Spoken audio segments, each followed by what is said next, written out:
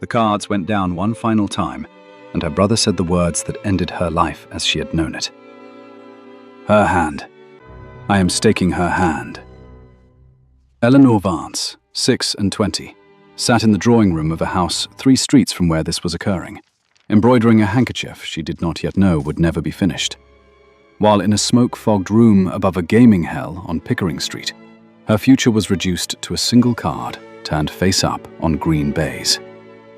Frederick Vance was 3 and 20 and had been losing for 11 hours. He had lost the income from the home farm in March. He had lost his late father's hunters in June. Tonight, with nothing left in his name and a debt of £4,000 owed to a man who collected debts the way other men collected grievances, he had reached for the only asset that remained to the Vance family and set it on the table as though it were a watch fob or a snuff box. The man across from him did not want a wife.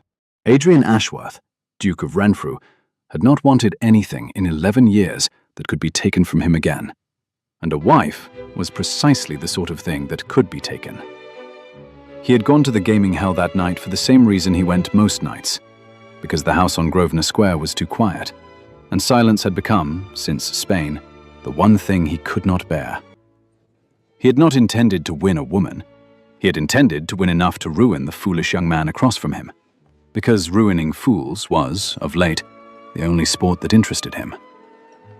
"You cannot stake a person," the Duke said, and his voice carried the flat, uninflected register of a man reading out a ledger entry, rather than objecting to an outrage. "I can stake what's mine to give," Frederick said, with the particular desperation of a man who has stopped believing in consequences. "She'll have you. A duke. She'll thank me for it." The other men at the table, and there were 4 of them, all of a certain breed that gathered wherever ruin was being dispensed, leaned in, because this had become, in the space of a sentence, the best entertainment Pickering Street had offered in a year. The Duke looked at the card in Frederick Vance's trembling hand, and then at the boy's face, and something in him, some old machinery that had not moved in a long time, turned over once. He won the hand. It was not close. Frederick laid down a pair against the Duke's 3 of a kind, and the room exhaled the particular silence that follows a verdict. What no one in that house yet understood was that the Duke of Renfrew had no intention of collecting. He stood. He did not look at Frederick again. He took the paper on which the stakes had been scrawled, a single line of a young man's desperate hand. "The hand of my sister, Eleanor Vance, in marriage, to be claimed at the winner's discretion." And he tore it once, then again, and let the pieces fall onto the baize beside the cards, as though they were no more than a losing ticket. "I do not collect women at cards," he said. "Settle your debt to me in money, Mr. Vance, as a man settles a debt. You have 1 month. If you cannot find £4,000 in that time, I will have your townhouse instead, and you may explain to your sister why she is moving to smaller lodgings. That is the whole of my interest in this matter." He left without another word. The torn paper remained on the table, and within 2 days, all of Mayfair knew exactly what had been staked, exactly what had been won, and exactly what the Duke of Renfrew had refused to take. It would be many weeks before Eleanor understood that her brother's ruin and her own deliverance had arrived in the same hour, carried by the same hand, and that the man who had spared her had done it not from kindness, but from something far colder and far stranger. A refusal, absolute and unbending, to ever again take a thing that was not freely given. She heard the story first from her aunt, who heard it from a maid, who heard it from a footman, in the manner that all of London's true history travels, sideways, through kitchens, arriving at its intended recipient last and most distorted. By the time it reached Eleanor, the story had her fainting, weeping, being carried bodily from the gaming hell by a duke in his shirt sleeves. None of it was true. She had been at home, embroidering, entirely unaware that she had been wagered, won, and released within the span of one card game, like a parcel passed between 2 men who had never once consulted the parcel about its own opinion on the matter. She did not faint when she learned the truth. She did not weep. She sat very still in the drawing room, the handkerchief forgotten in her lap, and felt something that surprised her more than the wager itself. Not gratitude, not relief, but a clean, cold fury that her name, her person, her entire future had been treated by every man in that room, including the one who had spared her, as an object to be moved across a table. "You are not angry at him," her aunt said carefully, watching Eleanor's face. "You are angry at Frederick." "I am angry," Eleanor said, "at the entire architecture of an evening in which my brother believed he had the right to offer me, and 4 other men believed it was theirs to accept or decline. And not one person in that room thought to ask what I might think of the arrangement." Her aunt, who had survived 40 years of marriage to a man who had never once asked her opinion on anything of consequence, said nothing further, because there was nothing to say that would not have sounded like agreement. And agreement was dangerous in a house that depended, however precariously, on the goodwill of men. Frederick did not have £4,000, and everyone, including Frederick, knew by the second week that he would not have it by the deadline. The Vance townhouse, a narrow, handsome building on a respectable but unfashionable street, had been in the family for 3 generations, and it would shortly belong to a duke who had no interest in collecting women, but had stated, with perfect clarity, that he would collect property. It was this fact, and not the wager itself, that brought Eleanor to Grosvenor Square on a Tuesday morning in early March, unaccompanied, in defiance of every rule of conduct she had been raised to observe, to call upon the Duke of Renfrew and ask him, woman to man, debtor's sister to creditor, what precisely he intended to do with her family's house. The butler who answered the door looked at her for a long moment, taking in the absence of a maid, the set of her jaw, the particular quality of a woman who has decided that propriety is a luxury she can no longer afford, and showed her in without comment, because something in his long service to the Duke had taught him to recognize when an exception ought to be made. She was kept waiting in a study that told her more about the man than any drawing-room gossip had managed in 2 weeks. The room smelled of leather and ledger ink, and beneath it, faintly, of sandalwood. A controlled, ordered scent, nothing of flowers or French perfume. The scent of a man who had built himself a fortress out of paper and discipline, because the alternative had once nearly destroyed him. The shelves held account books, not novels. A map of the peninsula hung behind the desk, marked in places with small, precise pencil notations that she could not read from where she stood and would not have presumed to examine. He came in without ceremony, in his shirt sleeves, as though her visit had interrupted work rather than constituted an event, and she found herself, for the first time since the wager, entirely without a prepared sentence. "Miss Vance," he said, "I confess I did not expect you to call. I assumed your brother would manage his own debts, badly, as he has managed everything else." "My brother manages nothing," Eleanor said, finding her voice again. "Which is precisely why I am here, and not him. You intend to take the townhouse?" "I intend to collect what is owed me. The townhouse is the only asset of sufficient value remaining in your brother's name." "It is the only asset remaining in my mother's name as well, Your Grace, and in mine, insofar as I have a roof because of it. My brother gambled away the home farm, the hunters, and very nearly his own sister. And you would have the house come down on the heads of 2 women who were never consulted on a single one of his wagers." He was silent for a moment, and in the silence, she watched him recalculate something, the way a man recalculates a column of figures that is not summed correctly. "You are aware," he said slowly, "that I tore up the paper that named you as a stake. I did not collect you. I will not pretend that act earns me your gratitude, nor did I perform it for that purpose. But I would ask that you credit me with at least the consistency of not collecting a house with 2 women inside it, when I have already declined to collect a woman." "Then what do you propose, Your Grace, since consistency apparently forbids you both courses?" It was the wrong question to ask a man who had spent 11 years learning never to be cornered without an answer ready, and he gave her one with the speed of a man who had, in fact, already considered the matter at some length, and simply not yet decided whether to say so. "Your brother will work the debt," he said. "I have an estate in Hampshire in want of competent management, and Mr. Vance, whatever his failings at cards, was apparently tutored in estate accounts before his father's death. He will manage my steward's ledgers under close supervision for as long as it takes to earn back £4,000 in wages, which, at the salary I am prepared to offer, will be approximately 6 years. The townhouse remains yours and your mother's. I will consider the debt held against his future earnings, not your present roof." It was, Eleanor recognized slowly, an act of considerable and deliberate mercy, dressed so carefully in the language of business that it could be mistaken, by anyone not paying close attention, for nothing more than a transaction. "Why," she asked, "would you do this for a family that has caused you nothing but inconvenience?" "I am not doing it for your family," he said, and something in his face closed again, the way a door closes when a draft has been noticed. "I'm doing it because I've decided that the alternative, turning 2 women out of a house over a debt incurred by a fool who is not even present to suffer the consequence, offends me more than the inconvenience does. That is the whole of my reasoning. I would ask you not to search it for more." She would search it for more anyway, though she did not say so.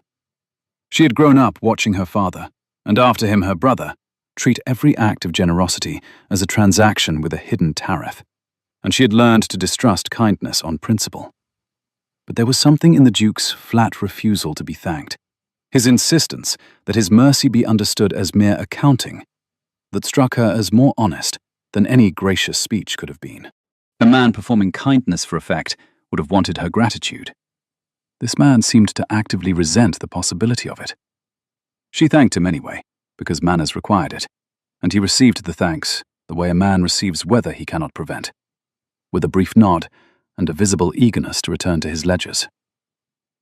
It would be several months before she learned, from his own housekeeper, that the Duke of Renfrew had not extended such consideration to a single other debtor in the 11 years since his return from the peninsula, and that the household had watched, with the particular fascination of servants observing a closed door, as their master had broken a habit they had assumed was simply the shape of the man. Frederick arrived in Hampshire within the fortnight, sullen and unconvinced of his own good fortune, and Eleanor returned to the quiet, narrow rhythms of her London life. Except that the rhythms were no longer quite so quiet, because the story of the Duke who had torn up his own winning hand had by now become the most discussed event of the season, and Eleanor Vance had become, against every wish she possessed, a figure of considerable curiosity. She was invited to gatherings she had not been invited to before. She was watched when she entered a room, with a particular attention reserved for women who have been touched by scandal and survived it with their dignity unbroken. Some of the attention was kind. Much of it was not. Lady Pembroke, a widow of considerable fortune and considerably less discretion, made it her particular project that season to ensure that everyone within hearing understood that Eleanor Vance had been won at cards like a horse, and had only escaped the stable because the Duke had, apparently, standards even a desperate man's sister could not meet. "He did not want her," Lady Pembroke was overheard to say at the Ashbourne ball, with the specific cruelty of a woman who has identified a target's one vulnerability and intends to press it at every opportunity. "He tore up the paper because he could not bear the thought of being saddled with a Vance. One understands the impulse." Eleanor heard this, not from a friend, but from the woman's own mouth, delivered with a smile, at a distance of perhaps 6 feet, in a crowded ballroom where retreat would have been its own confession. She did not weep. She did not flee the room. She turned instead and said, in a voice pitched precisely to carry to the small circle that had gathered to watch the cruelty land, "You are half correct, Lady Pembroke. He did not want a wife won at cards. Neither, I assure you, did I want a husband acquired in the same manner. It is, I think, the one matter on which the Duke and I have ever agreed entirely, and I confess I find myself in remarkably good company on the point."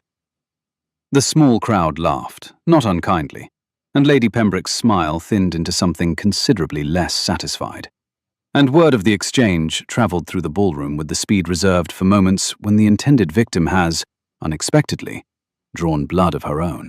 It would be many weeks before she learned that the Duke of Renfrew had been standing nearer than she realized, near enough to hear every word, and that he had left the Ashbourne ball that evening, turning over a thought he had not permitted himself in some years. That wit, deployed with such precision and such composure, was a more dangerous thing to a man's defenses than beauty had ever managed to be. He began, after that evening, to appear at gatherings he had previously avoided. He did not seek her out. That would have required an admission he was not prepared to make, even to himself. But he found himself present where she was present, at a sufficient remove to observe without engaging. The way a man studies a column of figures he suspects does not balance, and cannot yet say why.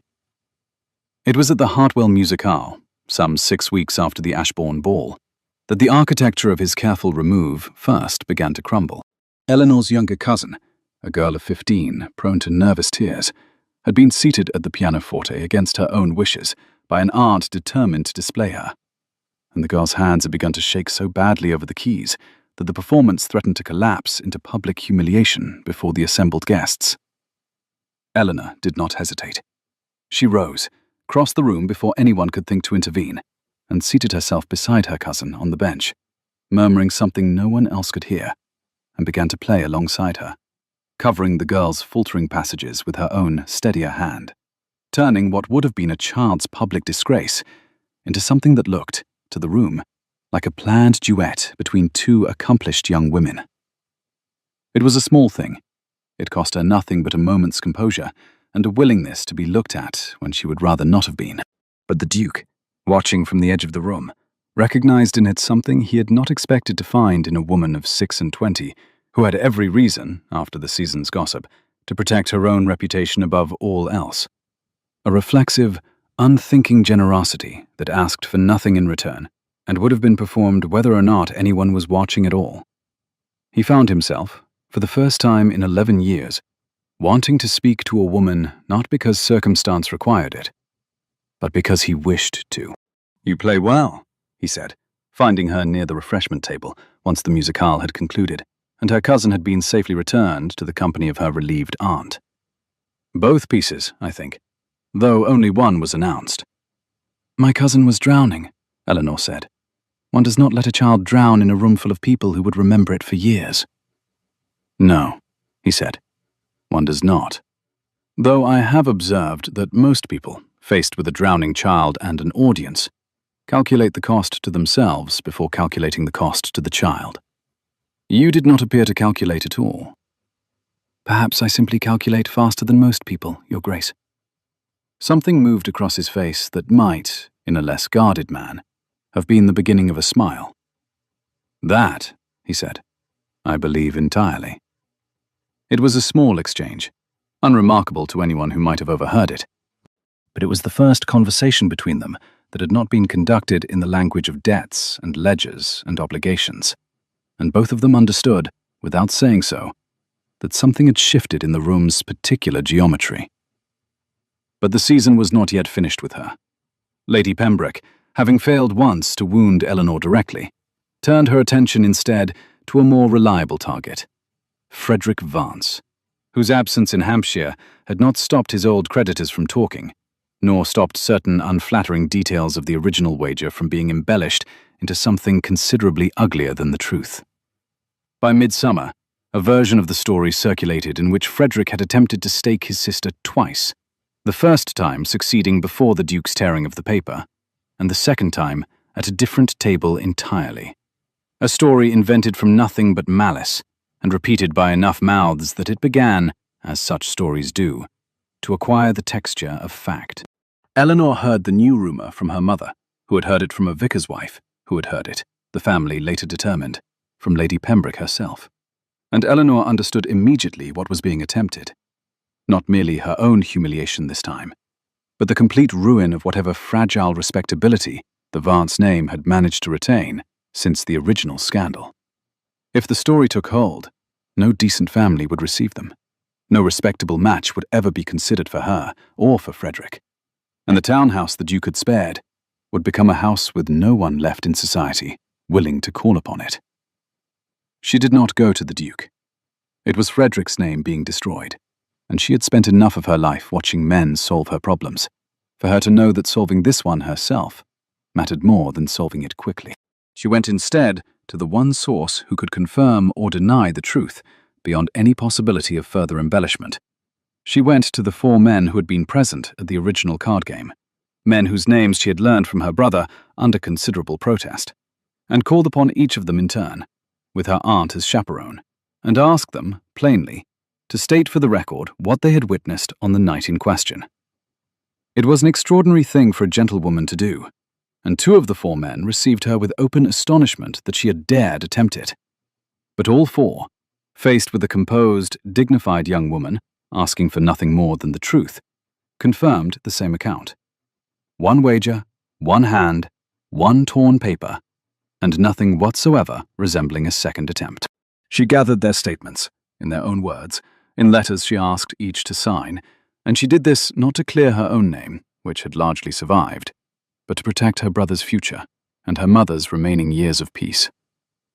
It was the Duke, hearing of her efforts through channels of his own, for very little of consequence in Mayfair escaped him for long, who recognized, with the force of a thing finally understood, what kind of woman had been sitting across from him in his study some months before, and what he had nearly failed to see beneath his own careful distance.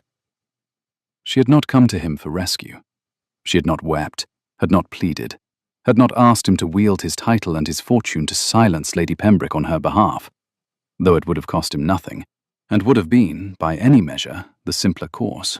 She had gone instead and built her own defense, brick by careful brick, with nothing but her own composure and her willingness to be received with astonishment by 4 strange men, because she had decided that her family's name was worth more to her than her own comfort. He had spent 11 years believing that strength in a woman was, at best, a performance for an audience, learned from a mother who had wept beautifully and convincingly for exactly as long as it served her purposes, and not a moment longer. He had built his entire understanding of women's resolve on the wreckage of that single, devastating lesson, learned at 19, in a manner he had never spoken of to a living soul. It would be many weeks before Eleanor learned what had made him the man he was.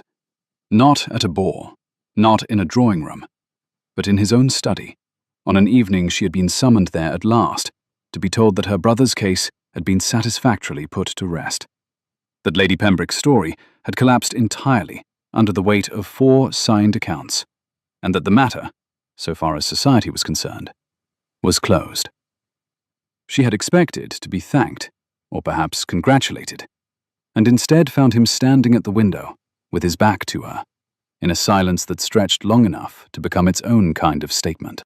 "I was 19, he said finally, not turning, when my mother left my father for a man with a smaller title and a larger fortune, and explained to me, in a letter I still possess, that she had performed affection toward both my father and myself for exactly as long as it served her interests, and that she trusted I would understand, being her son, the practical necessity of doing the same. I did not see her again. My father did not recover from it, in any sense that mattered, and I inherited a title at 21 from a man who had stopped, in every way but the legal one, being present in his own life some 2 years before he died of it." Eleanor said nothing, because she understood, with the particular clarity of a woman who has spent her own life navigating the wreckage other people's choices had left behind, that this was not a moment that wanted a response. It wanted only to be heard. "I went to Spain because I could not bear another season of watching men and women perform devotion to one another at balls, while privately calculating what each stood to gain," he continued. "I came back because a title cannot be abandoned indefinitely, however much its holder might wish it could. And I have spent every year since convinced that any woman's apparent strength was simply a more patient performance than my mother's, waiting for its own moment to reveal the calculation beneath it." "And now?" Eleanor asked quietly. He turned at last, and the expression on his face was one she had not seen there before. Not the flat composure of the gaming hell, not the careful remove of the ballrooms, but something unguarded and entirely without calculation. A man setting down a weight he had carried so long he had nearly forgotten it could be set down at all. "Now," he said, I have watched a woman defend a child she barely knew at cost to her own composure, defend a brother who scarcely deserved it at cost to her own pride, and ask nothing of me at any point in either instance, though I would have given it freely. I find I no longer know how to sustain the theory that such things are performance. I am told that this is, for a man of my particular history, something approaching disaster. Is it a disaster, Your Grace? I had thought so, until approximately this moment, he said.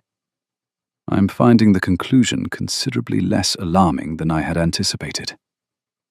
He crossed the room toward her, slowly, the way a man approaches a thing he has decided, after long deliberation, that he is finally permitted to want, and stopped at a distance that propriety would have called sufficient, and intention called nothing of the kind. I tore up the paper that named you a wager, he said, because I could not bear to be the kind of man who takes what is not freely given. I find now that I would very much like to ask for something instead, and be told, freely, whether you would give it. You have not yet asked, Your Grace. Eleanor, he said, and her name in his voice carried none of the flat, ledger-reading register she had first heard across his desk. I am not a man who offers his heart lightly, nor one who has offered it at all in a very long time. I am asking whether you would consider receiving it, knowing precisely what it costs me to offer it, and precisely how long I have refused to believe it could be received without calculation on either side.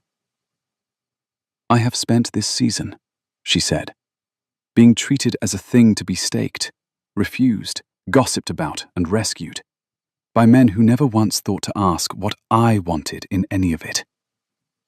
You are the first to ask. Is that a yes, Miss Vance?